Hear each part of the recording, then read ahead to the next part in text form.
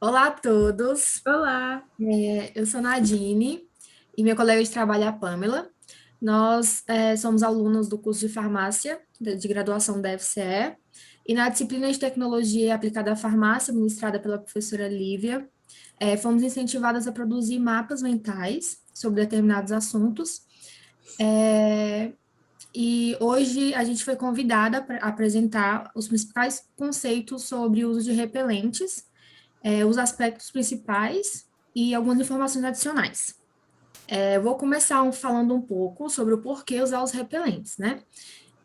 A gente sabe muito bem que picadas de mosquitos e insetos em geral, eles podem trazer não somente um desconforto, uma reação alérgica na pele, né, associada à picada, como também trazem riscos de transmissões de algumas doenças, doenças muito graves, como Zika, malária, chikungunya e a dengue.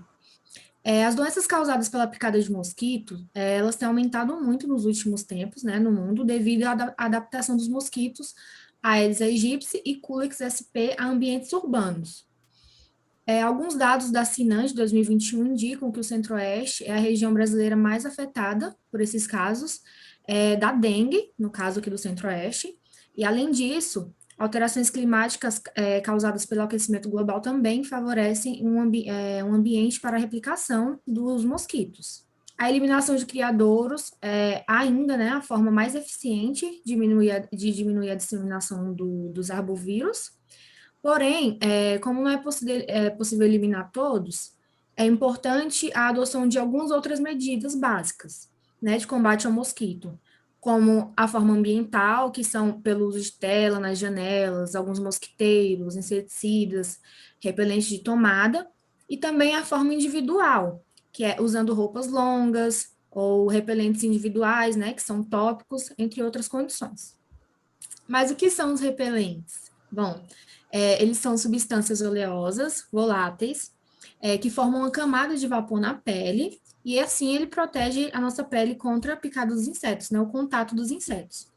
Eles podem ser de origem natural ou sintética, e aí, quais são as características importantes de um repelente? Primeiro, eles têm que ter uma baixa toxicidade, né? Porque, como o princípio ativo dos repelentes ele é lipofílico, é importante se atentar ao uso adequado. Pode acontecer uma toxicidade, porque ele pode penetrar na pele, podem chegar até os vasos, e aí, geralmente, essas toxicidades são associadas a quadros dermatológicos, ou podem vir a gerar algumas complicações neurológicas, como fraqueza, confusão mental, tremores, agitação e convulsão. Então, é uma a característica muito importante que ele tem uma baixa toxicidade. Ele também é legal quando não tem cheiro ou possui um cheiro mais agradável. Quando a durabilidade da ação do repelente é boa, né, dura bastante um tempo considerável. Quando a ação dele é boa para diversos insetos. Também é importante ter boas propriedades sensoriais e estéticas, uma boa resistência à água e ao suor, uma alta estabilidade, não deve manchar tecidos e uma boa viabilidade econômica. Agora a Pamela vai continuar daqui. Bem, nós vimos que os repelentes, eles espantam os insetos, né? Mas como ele faz isso? Os repelentes, eles atuam como uma barreira. E essa barreira pode ser tanto física como química. Quanto aos repelentes químicos, nós temos três princípios ativos que eles são mais utilizados na indústria em geral, que são o DEET, a icaridina e o IR3535. Bem, então vamos começar pelo DET, que é a N-N-dimetil-N-toluamida, que é uma substância oleosa, que é volátil e ele é utilizado há muito tempo, desde os anos 50 ele é utilizado, e ele é muito utilizado na indústria, principalmente por apresentar um baixo custo. O custo de fabricação dele é mais baixo do que os outros e ele é mais potente também. Só que ele também é mais lipossolúvel do que os outros princípios ativos. Isso faz dele mais tóxico. Mas mesmo assim, ele ainda é considerado o mais utilizado e o mais eficaz pela indústria em geral. Mas como tem essa questão da toxicidade, ele não é recomendado para crianças menores de 2 anos e para grávidas também, grupos de risco em geral. O DET tem uma boa duração, ele dura de 2 a 10 horas de efeitos, depende da concentração do produto. E o mecanismo de ação do DET está relacionado à ligação desse composto químico aos receptores olfatórios dos mosquitos. E aí, com isso, ele interfere no funcionamento das antenas e a pele fica como se fosse invisível ao mosquito. Ele não consegue sentir a presença de uma pele. Também, o mecanismo de ação está relacionado aos quimiorreceptores. A ligação do DET aos quimiorreceptores do mosquito inibe o comportamento da picada, mesmo que ele chegue à pele. E o DET é um composto que atua de forma similar à defesa química de algumas plantas. Foi por isso que ele foi descoberto também. Bem, o próximo princípio ativo relevante é a icaridina. A icaridina é um composto que foi desenvolvido pela empresa Bayer e ele possui uma eficiência até maior do que o DET para os mosquitos do gênero Aedes e possui uma eficiência similar contra mosquitos do gênero Culex e Anopheles. A icaridina ela possui uma toxicidade um pouco menor do que o DET, e isso faz dele apropriado para bebês maiores de 2 meses. Ele também possui a maior duração entre essas substâncias, esses princípios ativos, durando até 12 horas, dependendo da concentração e dentre outros fatores. Como mecanismo de ação, a icaridina funciona como um efeito nuvem. O que seria isso? O princípio ativo, ele, quando colocado em contato com a pele, ele começa a evaporar, formando uma camada de proteção de aproximadamente uns 4 centímetros a partir da pele, e forma uma nuvem desagradável ao mosquito.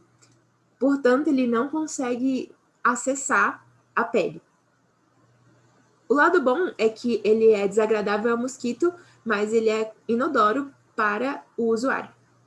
E uma curiosidade sobre a icaridina é que ela é derivada da piperidina, que é encontrada na pimenta preta.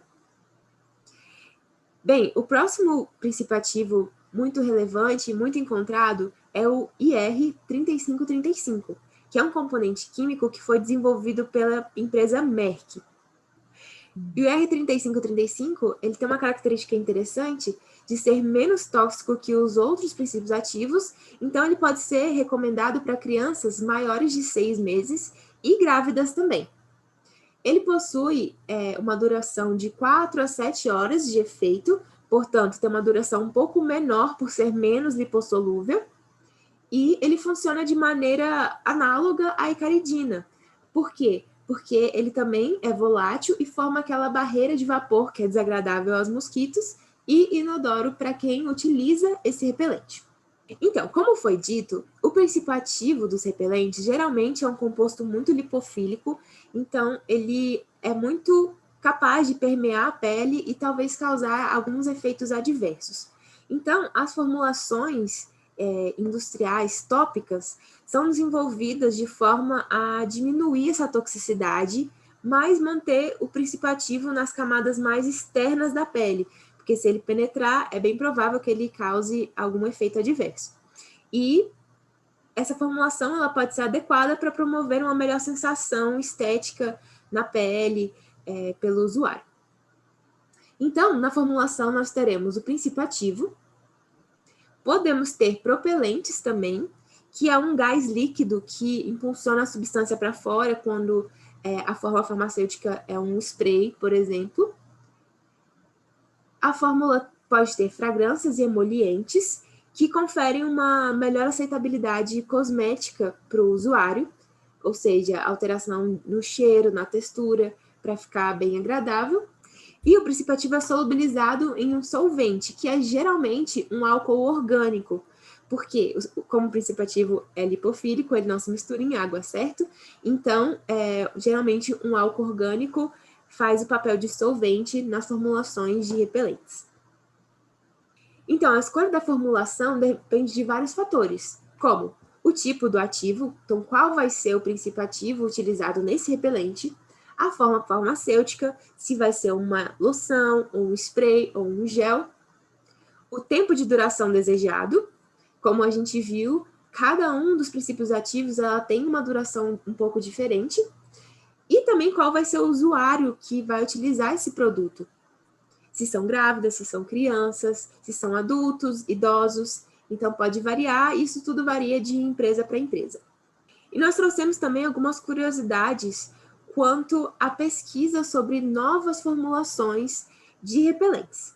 Estão sendo pesquisados algumas possibilidades de entregar esse repelente na pele sem causar toxicidade. Então, nos dispositivos de liberação controlada, nós temos, por exemplo, o lipossomo, que possui um centro aquoso, que é envolvido por uma camada fosfolipídica.